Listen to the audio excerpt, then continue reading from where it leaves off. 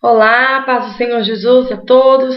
Estou aqui mais uma vez para trazer a palavra do Senhor para acrescentar aí na tua vida. Eu tenho desenvolvido uma série de estudos sobre corpo, alma e espírito que tem trazido muita edificação e muito esclarecimento. E eu gostaria de dividir com você tudo isso que eu tenho aprendido do Senhor, e eu tenho certeza que vai trazer transformação para a sua vida. São estudos muito profundos da palavra de Deus, do reino de Deus, sobre o homem, sobre o mundo espiritual, sobre o espírito, a alma e o corpo do homem. Então é uma série de estudos e nós vamos começar agora falando sobre a alma, a divisão da alma e do espírito, como discernir a voz do Espírito. A gente ouve tanto, né, as pessoas falando, o mais importante é que você seja guiado pelo Espírito, nós temos que ser crentes guiados pelo Espírito, porque nós temos que ouvir o Espírito, porque nós não podemos ser guiados pelas nossas almas. Mas espera aí, como que eu sei discernir a voz da minha alma e do meu Espírito? Como que eu sei, né, o que é a direção de Deus e quando é a direção da minha alma? Porque a alma da gente é muito enganosa, o coração da gente é muito enganoso, as nossas vontades, elas nos enganam, e nós temos que ser guiados pela palavra de Deus. Mas muitas vezes as direções que nós queremos, elas não estão claras na palavra de Deus, né? E muitas vezes o Espírito Santo, ele fala diretamente ao nosso espírito. E como discernir essa voz do Espírito? É isso que nós vamos falar hoje. O texto base está em Hebreus, no capítulo 4, versículo 12, que diz assim: porque a palavra de Deus é viva e eficaz, e mais cortante, algumas traduções dizem penetrante, do que qualquer espada de dois gumes, e penetra até o ponto de dividir alma e espírito, juntas e medulas, e é apta para discernir os pensamentos e os propósitos do coração.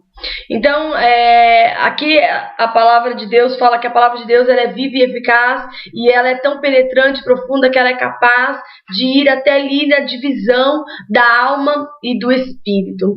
E sabe, queridos, para a gente entender essa questão da alma e do espírito, a gente precisa voltar um pouquinho, né, no tempo, voltar um pouquinho, eu diria que voltar lá para Gênesis, né, com relação, para a gente entender a relação da criação do homem, né, no Éden. Quando o primeiro homem foi formado, ele foi formado do pó da terra. Então o corpo do homem foi formado do pó da terra, e o Deus Todo-Poderoso soprou ali sobre o homem o fôlego de vida, e ele passou a ser uma alma vivente. Então o homem, a gente pode dizer que ele é um homem espiritual, ele é um homem criado à imagem e semelhança de Deus. Vamos dizer então que o homem é um espírito, ele possui uma alma e ele habita em um corpo. Então o homem é um ser espiritual. Mas, né, na queda, após a queda, ou vamos falar antes da queda, o homem, ele tinha um relacionamento muito intenso com Deus. O homem foi criado, o ser espiritual, para se relacionar com Deus, para compartilhar com Deus da eternidade. Então existia um elo perfeito de comunicação entre Deus e o homem na dimensão espiritual, né? E o homem, então, ele se relacionava com Deus, e o homem tinha uma consciência do mundo espiritual muito forte e clara. Existia mesmo um elo, né, que ligava o homem a Deus e ao mundo espiritual. Então o homem, ele tinha pleno conhecimento ali do mundo espiritual, e ele era um ser que vivia com o domínio do espírito sobre ele. O homem não era um ser almático, guiado pela alma. Ele possuía alma, mas havia um perfeito equilíbrio entre o espírito, a alma e o corpo do homem, né? Então o homem, ele era um ser guiado pelo Espírito, né? E ali guiado também pelo Espírito de Deus, que estava ali o tempo todo conversando e tendo um relacionamento, uma comunhão muito forte com o homem. Deus, ele se relacionava com Adão de uma forma mais intensa, e até com Caim e Abel também. Mesmo depois da queda, ainda por um pouco período de tempo, nós podemos dizer assim, porque nós não temos ideia do tempo, Mas Deus ele ainda manteve ainda um relacionamento ainda próximo com o homem, tanto é que ele vai até Caim e Abel e ele tem ali uma espécie de uma comunhão também com Caim e Abel na hora que eles vão entregar ali as ofertas, oferecer as ofertas a ele. Então o homem ainda tinha ali um relacionamento espiritual com Deus.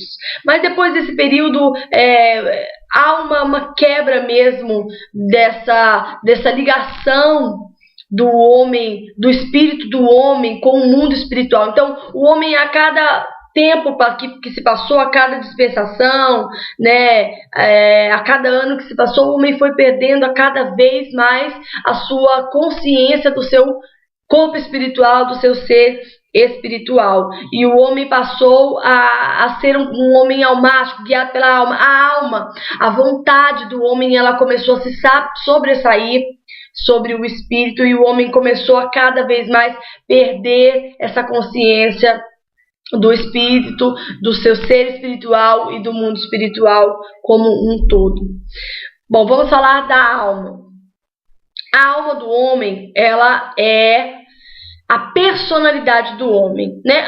O nosso espírito, ele é aquele que tem conhecimento do mundo espiritual e se relaciona com Deus e com o mundo espiritual. E a alma do homem, ela é a sede da personalidade. Então, a personalidade ela é constituída de vontade, né, intelecto e emoções. Então, esses três quesitos, essas três funções acontecem na alma, né? Então, a nossa alma ela é responsável pelos pensamentos, é também chamada como psique, né, que é a sede dos pensamentos, das vontades, né, ou seja, dos desejos, e das emoções, alegria, tristeza, enfim. E o nosso espírito, ele tem também três funções: intuição, consciência e comunhão. Então, vamos entender. O corpo, ele é aquele que ele tem contato com o mundo natural, né? A alma, ela está entre o corpo e o espírito, e ela é a sede das emoções. Ela se relaciona no sentido das emoções no homem. E o espírito, ele é aquele que tem consciência do mundo espiritual e de Deus. Não são três partes distintas do homem. O homem é um ser tripartido, como nós lemos aqui, né? A espada da palavra de Deus é uma espada que divide alma e espírito, eles não são uma coisa só. Há quem pense, né, que tem a visão dicotômica, que nós somos alma e espírito é a mesma coisa, seria corpo material, e alma e espírito seria a parte material do homem, seria uma coisa só. Nós queremos num ser tripartido, corpo, alma e espírito. O apóstolo Paulo fala em 1 Tessalonicenses 5:23, né, que o vosso corpo, o vosso espírito, alma e corpo sejam conservados, íntegros até a volta do nosso Senhor Jesus Cristo. Então ele fala muito bem e ele faz muito bem essa separação, né, de corpo, alma e espírito, porque eles não são a mesma coisa, né? A palavra, o Senhor Jesus disse também que os verdadeiros adoradores adorariam o Pai em espírito e em verdade, né? Não é simplesmente com a nossa alma, né? Muitos creem em Deus. Quase toda a humanidade crê em Deus, né? Você pode perguntar para qualquer espírita, umbandista, católico, evangélico, todos vão dizer: não, eu acredito em Deus. Mas é diferente você acreditar em Deus e você ter uma comunhão com Deus. A Bíblia fala que aqueles que estão em pecado, que aqueles que não nasceram de novo, que nem João 4, o Senhor Jesus fala que é necessário nascer de novo. O que ele está falando desse nascimento? Ele está falando acerca de um nascimento espiritual. Não é um nascimento físico, nem é um nascimento da alma, mas é um nascimento do espírito.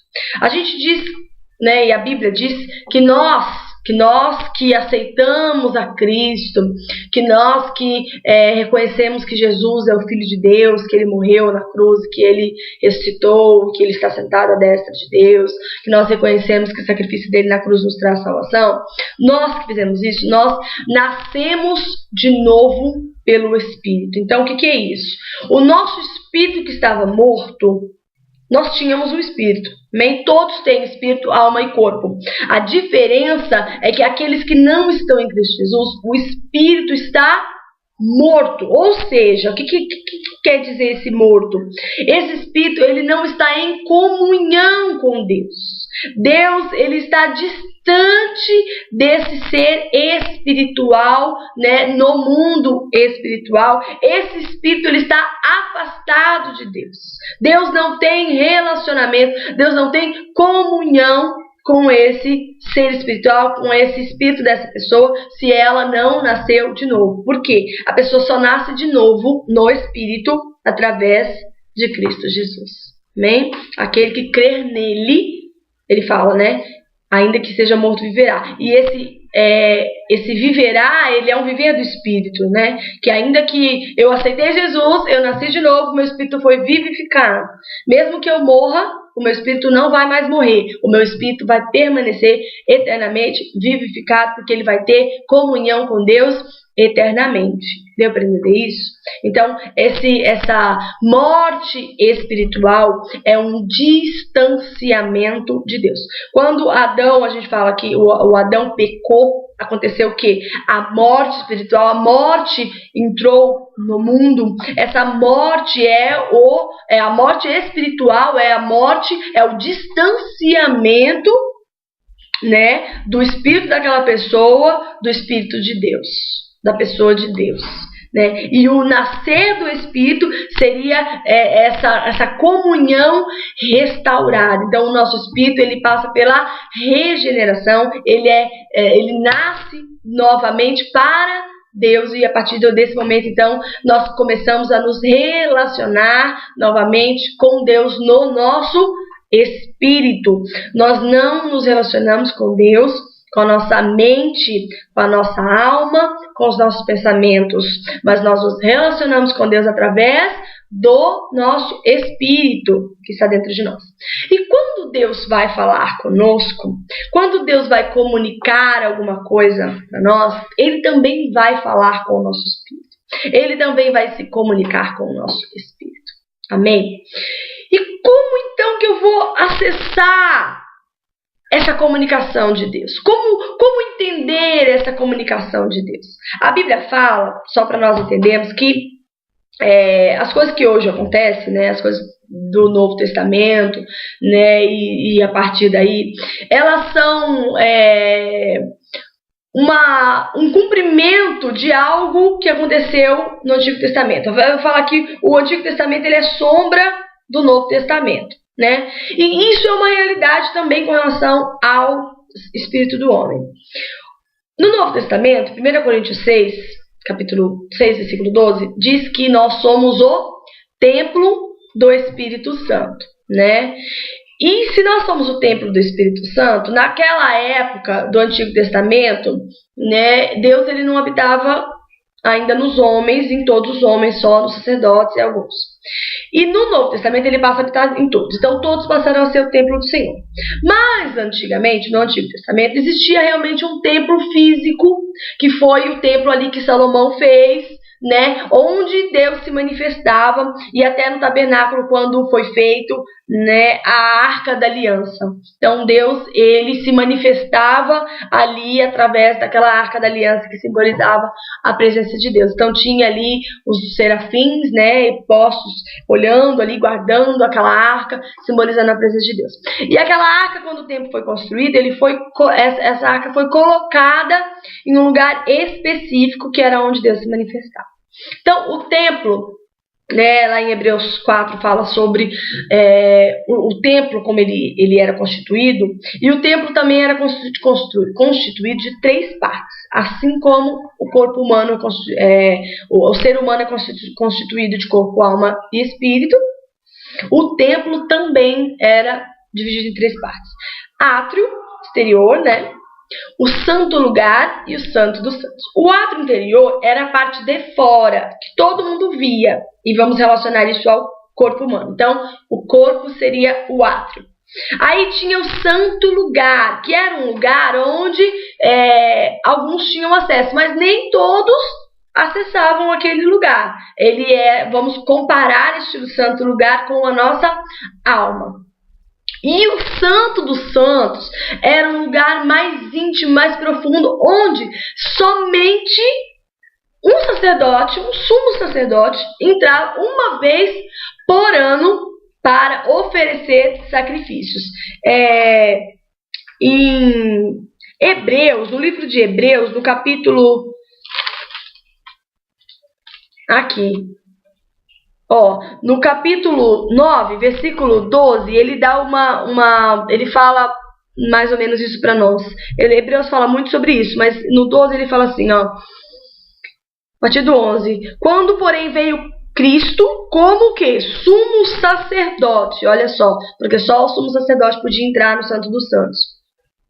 Como sumo sacerdote dos bens realizados, mediante o amor e mais perfeito tabernáculo, não feito por mãos, quer dizer, não desta criação, não por meio de sangue de bodes e de bezerros, mas pelo seu próprio sangue, entrou no Santo dos Santos, uma vez por todas, tendo obtido a eterna redenção. Então, só para nós entendermos, o sumo sacerdote, ele entrava no Santo dos Santos, uma vez por ano, para oferecer sacrifícios por si e por todo o povo. Uma vez por ano só, ele entrava ali. E quando o sumo sacerdote, ele entrava ali no Santo dos Santos, a presença de Deus que estava ali, por causa da arca da aliança que estava ali dentro do Santo dos Santos, ela se manifestava, a presença de Deus se manifestava ali naquele lugar, né? Então hoje nós vamos comparar então o nosso espírito com o Santo dos Santos, esse lugar mais íntimo, mais profundo. Ninguém tem acesso ao nosso espírito, amém? Somente Deus pode ter esse acesso. Nenhum ser humano consegue falar, eu vou tentar discernir o que se passa no espírito da Andréia. Não tem como, né? Ele pode até discernir minha alma por causa dos meus pensamentos, se ele sondar os meus pensamentos. Mas o meu espírito ninguém vai conseguir, porque a Bíblia fala que o homem espiritual, ele discerne bem todas as coisas, mas de ninguém é discernido, né? Porque nós não temos acesso, porque o espírito do homem ele é muito profundo e ele está muito íntimo dentro do ser do homem. Então seria o ato exterior, que seria o corpo, o santo lugar seria a alma e o espírito seria o Santo dos Santos. Por que eu estou falando isso? Porque hoje também nós somos o templo do Senhor, o Espírito Santo de Deus habita em nós, né? Nós somos morada de Deus. Então, onde que o Espírito Santo vai falar comigo quando ele quiser se comunicar comigo? Ele vai se comunicar comigo no meu espírito, não na minha alma. Ele vai se comunicar comigo diretamente no meu espírito. A Bíblia fala, 1 Coríntios 6, acho que versículo 7, que aquele que se une ao Senhor se torna um espírito com ele. Aquele que se une ao Senhor se torna um só espírito com ele. 1 Coríntios capítulo 6, versículo 17. Mas aquele que se une ao Senhor é um espírito com ele. Então, o Espírito Santo, ele habita dentro do meu corpo, junto com o meu espírito, junto com o nosso espírito. Ele se une ao nosso espírito. E ele vai comunicar, ele vai falar comigo no meu espírito. Muitas pessoas confundem muito essa história de ouvir a voz de Deus, porque pensam que vão ouvir a voz de Deus de uma maneira na alma, ou de uma maneira externa, de uma maneira diferente do que seria uma voz do Espírito. Quando a gente fala ali, tem gente que não entende muito isso, Deus falou comigo assim, assim, assim, assado. E às vezes a pessoa pensa, nossa, mas ela ouviu mesmo Deus falando, né? Como que será que é essa voz de Deus falando? Na verdade, Deus, ele se comunica conosco no nosso espírito. E como nós discernimos isso? Já que a nossa alma é a nossa personalidade, a sede da nossa personalidade, e ela é constituída de emoções, intelecto e vontade, e nós precisamos discernir então o que é a voz de Deus, o que é a voz do Espírito Santo, o que é a voz da nossa alma. Então, alma, vontade, emoções, intelecto, né, pensamento. O que é a voz então do Espírito, do nosso Espírito? Primeiro, a nossa consciência. O Espírito Santo vai falar muito conosco através da nossa consciência. O Espírito Santo vai falar diretamente conosco através da nossa consciência. E muitas vezes a nossa alma, que é a nossa vontade, ela vai estar direcionada para um alvo. Eu estou com vontade de falar para aquela pessoa tudo que está preso aqui dentro. Estou com vontade de ir lá naquela pessoa e falar um monte de coisas para ela. Mas o Espírito Santo, ele está comunicando comigo. Na minha consciência, ele está dizendo: não faça isso. Não faça isso. Não é certo. Não pode. Não pode. Não faça isso. Não é bom.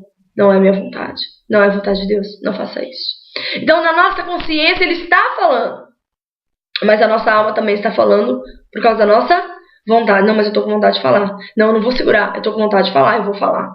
É a nossa alma, né? E o Espírito Santo está falando na nossa consciência, né? E a nossa vontade, a nossa alma, ela nos engana muito. Engana muito. Ela faz criar, né, uma voz e até uma defesa para aquele ato. Muitas vezes a gente vai fazer alguma coisa de errado, enquanto isso a nossa mente já está pensando numa justificativa. Não é assim? Antes mesmo de eu cometer o erro, eu já estou pensando numa justificativa do meu erro. Isso é algo. Isso não é coisa do Espírito Santo de Deus. Coisa do Espírito Santo de Deus é Ele falando na nossa consciência: não faça isso. Não faça isso. O que a palavra de Deus diz com relação a isso? O que eu digo com relação a isso? O que Deus quer? Né? Então, a voz da nossa consciência, ela precisa ser ouvida e discernida, porque o Espírito Santo vai se comunicar conosco através da nossa consciência. Outra maneira que ele vai se comunicar conosco através de uma intuição. Mas, André, o que é uma intuição? Como que eu discerno uma intuição? Uma intuição é um pensamento que vem da nossa mente que não tem origem. Por exemplo, eu não fico me esforçando para pensar sobre aquilo. Simplesmente aquele pensamento, ele surge do nada na minha cabeça, na minha mente. É um pensamento, ele vem como um flash, é uma intuição, eu não sei de onde vem. A intuição, ela não é fruto de uma meditação e nem é fruto de uma vontade. A intuição, sabe, você já deve ter experimentado essa questão da intuição. De repente, você está trabalhando no seu dia a dia normal, de repente vem uma voz assim dentro de você: ora por fulano. Aí vem aquele pensamento: ora por fulano. Aí você, ora por fulano? Mas o que será que está acontecendo? Eu nem estava pensando no fulano. O que é isso? Ora por fulano. E aí, você não dá nem atenção para aquilo, porque você pensa: foi só um pensamento. Mas muitas vezes esse pensamento é o quê? É o Espírito Santo está comunicando para o seu espírito uma informação. E ele está dizendo: ora por fulano. É o Espírito Santo que está se comunicando através de uma intuição. Eu devo ir para casa agora. Vem aquele sentimento, de repente, aquele pensamento: preciso ir para casa agora. Aí você pensa: meu Deus, mas por que eu preciso ir para casa agora? Não faz sentido isso. Preciso ir para casa agora, não estou entendendo. Né? De onde saiu isso? Não tem por que eu ir para casa agora. Eu estou no meio do trabalho, no meio de uma reunião. Não, preciso ir para casa, preciso ir para casa. E aquele sentimento, você não sabe de onde vem. Aquele pensamento, aquele sentimento. É uma intuição de que você tem que ir para casa porque algo está acontecendo, algo vai acontecer. Isso é o Espírito Santo, muitas vezes se comunicando com o nosso espírito. Por isso a nossa mente tem dificuldade de entender, porque a nossa mente não participa dessa comunicação. É o nosso espírito, né? O Espírito Santo comunica com o nosso espírito e o nosso espírito comunica com a nossa alma, que é a sede dos nossos pensamentos. E muitas vezes a nossa alma, ela não tem discernimento. Mas quando a gente aprende e nós nos submetemos à nossa alma, ao nosso espírito, aí nós começamos a discernir a voz do espírito. E a terceira maneira, a terceira função do espírito: comunhão. Né? O momento de oração é um momento de comunhão muito grande, onde o Espírito Santo ele fala muito, ele fala demais conosco no período de oração. E nós temos que deixar isso fluir. A oração ela não pode ser um monólogo. Eu entro diante de Deus, eu entro na oração, eu falo, eu quero isso, eu quero aquilo outro, olha, pai, quero isso, fulano fez isso comigo, fulano fez aquilo outro, olha, pai, eu tô sentindo isso, tô sentindo aquilo, eu tô triste por causa disso, aquilo, né? E você fala, e o Espírito tá querendo se comunicar com você, o Espírito tá querendo falar com você, e você tá falando ali que nem um tagarela e não tá ouvindo o que o Espírito tá querendo dizer. Né? Muitas vezes eu já entrei no período de oração triste, chateada, cabisbaixo, com um problema, e eu entrar e falar, Espírito Santo, olha, aconteceu isso, tô chateada demais, porque isso é muita injustiça, porque isso é muito injusto, eu não aguento mais essa desonra, eu não aguento mais essa justiça, porque eu quero justiça, e de repente a minha consciência começar a dizer, não é justiça não, você mereceu. Não é justiça, você mereceu. Você mereceu. Pensa bem. Se você pensar bem, você vai ver lá no fundo. Você mereceu tudo isso. Isso não é justiça.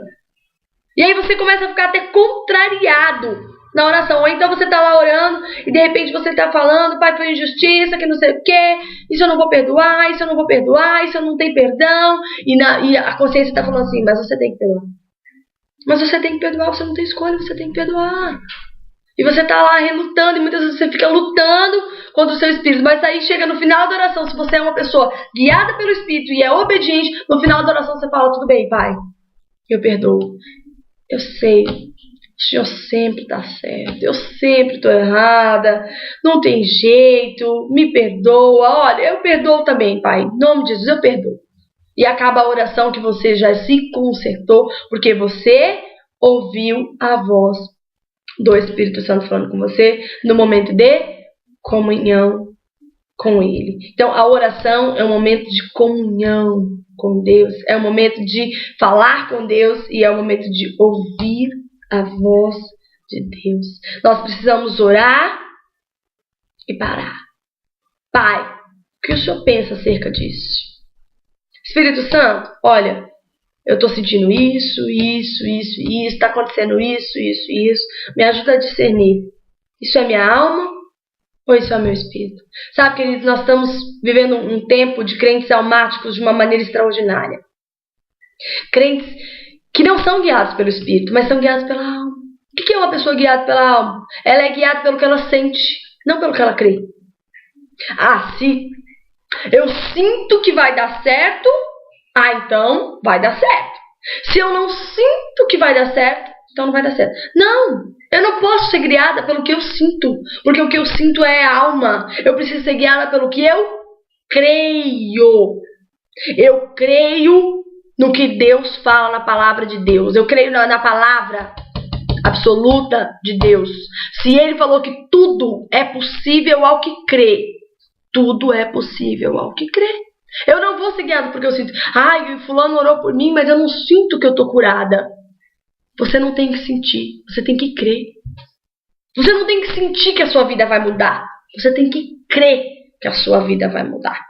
Você não tem que, eu senti que a presença de Deus hoje está aqui. Porque eu senti um arrepio nas minhas costas. Aí você crê que Deus está ali. Você não pode crer só porque você sentiu um arrepio nas costas. Você tem que crer porque a palavra de Deus diz que se onde estiverem dois ou mais reunidos no nome dele, ele vai estar presente. Então ele vai estar presente, você tem que crer. Isso é o crente que anda pelo Espírito, guiado pelo que ele crê, guiado pela fé que ele vive. Não um crente almático sentimental. Eu sinto que tudo vai dar certo. Eu tô sentindo que é a vontade de Deus. Você não tem que sentir, meu amigo. Você tem que crer. Né? Tá com dúvida acerca de alguma coisa? Vai pra palavra. Busca o Espírito Santo em oração. Vê o que ele fala na sua consciência. Nós precisamos ser crentes guiados por aquilo que nós cremos, não aquilo pelo que nós sentimos. Eu tô sentindo que Deus vai mudar o meu casamento. Agora eu vou esperar. Você faz uma oração e você crê. Deus vai mudar o seu casamento. E você vai viver em função do que você crê. Você não vai viver em função do que você está sentindo. No outro dia o pau está quebrando, está brigando de novo. Mas você vai continuar crendo. Ele falou que vai mudar meu casamento e eu vou acreditar. Ele vai mudar. Eu sou guiada pelo que eu creio. Eu não sou guiada pelo que eu sinto. Nós precisamos ser crentes assim. E é guiado pelo que crê. E a Bíblia diz que tudo é possível ao que crê. Tudo é possível para Deus. Tudo. Deus não é homem para que minta, e nem filho do homem para que se arrependa. A palavra de Deus é uma só. O nome de Jesus tem o mesmo poder que ele tinha 2000 anos atrás, ele tem hoje. E se você crê no poder desse nome, você vai viver em função de viver essa fé e de experimentar esse poder desse nome se manifestando na sua vida. E a sua vida, ela vai ser diferente. Você não vai viver mais em função dos acontecimentos. Você vai viver em função da sua fé, daquilo que você crê, né? Daquilo que você enxerga lá na frente. Eu não posso, porque hoje eu estou vivendo um problema, estou vivendo no estreito, estou passando um problema difícil.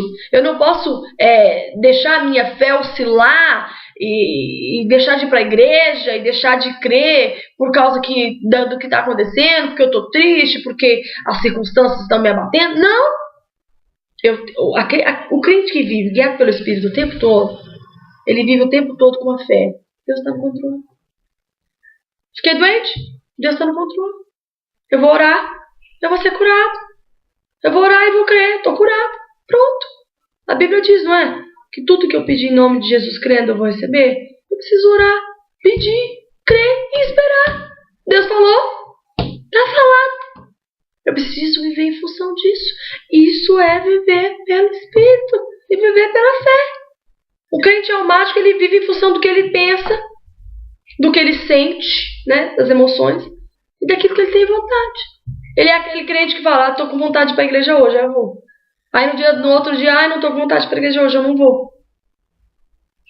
É um crente que vive em função das suas vontades. Amém? Nós não podemos ser guiados pelas nossas vontades. Por hoje eu vou encerrar por aqui. Eu creio que já tem a informação o bastante para você pensar sobre isso.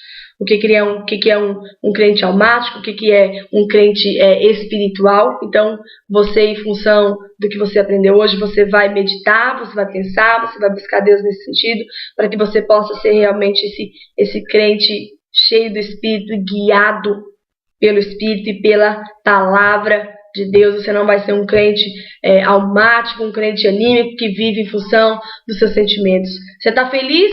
Sua fé está lá em cima. Você está triste? A sua fé está lá embaixo. Isso não pode mais acontecer com você. Você vai estar o tempo todo com a mesma alegria, com o mesmo sentimento, com o mesmo posicionamento de fé. Mesmo triste, abatido e arrasado, você vai continuar crendo. Porque a alegria vem pela manhã. Deus, ele vai honrar você se você permanecer crendo. Muitos hoje não alcançam a bênção de Deus, não alcançam a promessa, porque creem durante um dia, uma semana e até um mês. Mas 2 meses, ele já não crê mais. Ele é guiado pela alma, pelos sentimentos, pelas vontades, pelas emoções. E ele é um crente destruído, que nunca vive experiências com Deus, nunca experimenta o melhor de Deus. Não seja assim. Seja guiado pelo que você crê e não pelo que você sente. Isso é ser guiado pelo Espírito. Somos seres espirituais. Nossa comunhão com Deus, ela foi restaurada. Hoje nós estamos vivos, o nosso espírito está vivo, embora nós às vezes não tenhamos consciência do nosso espírito, né? Muitos não têm, mas o nosso espírito está vivo e Deus se comunica com o nosso espírito e não é com a nossa alma, não é com a nossa mente. Se nós quisermos entender Deus com a nossa mente natural, nós não vamos conseguir, nós seremos destruídos. Precisamos levar nossa mente cativa a Cristo Jesus e estar à disposição para ouvir a voz do Espírito de Deus no nosso espírito. No próximo vídeo eu vou estar falando sobre a oração em línguas, a oração do Espírito. Quando nós oramos em línguas, o nosso espírito ora. Então nós vamos aprender como que o nosso espírito ora. Vamos colocar o nosso espírito para orar, independente da nossa alma. Amém? No próximo vídeo. Espero você. Que Deus abençoe muito sua vida, em nome de Jesus.